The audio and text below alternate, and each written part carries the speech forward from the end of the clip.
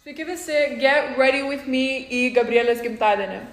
Genuinely, man liko labai nedaug, o aš dar net nesu nusprendus, kaip aš rengiuos. Tipo, kol kas fitas yra toksai, bet aš dar galvoju tarp ilgom rankovėm topo, kad nesušalčiau.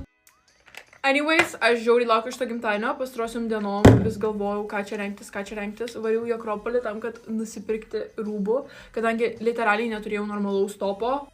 Aš žiauriai laukiu gimtadienio ir man svarbiausia yra, kad mano makiažas tiesiog atrodytų geriausiai, kaip jis yra kada nors atrodęs, nes aš labai norėjusi pasifotkinti ir pasidaryti bendrų fotkių. Manau, kad būtų labai cute.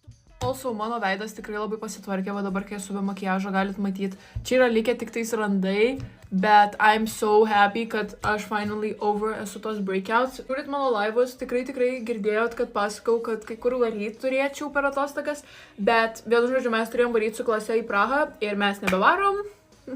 Aš net buvau nunešus visus pinigus, viską ir aš buvau žiauriai hyped, kad gimtadienį sutiksiu Prahoje, tai never mind.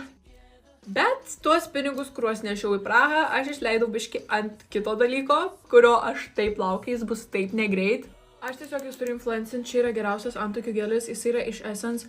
Aš nesu turėjus geresnio, pirmas antakių gelis, po kurio mano antakiai, tų baltų tokių dalykų nebūna. Skasiu biški apie tą loteriją, kurią laimėjau.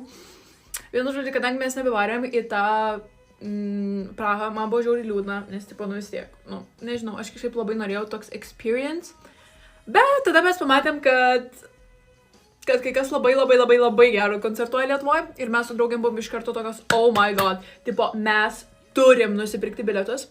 Tai vakar tiesiog mano draugės mama stovėjo eilėj, kadangi ten turėjo ne tai kad earlier access, bet tiesiog buvo pirmesnė eilėj ir aš turiu bilietą į Pitbullį.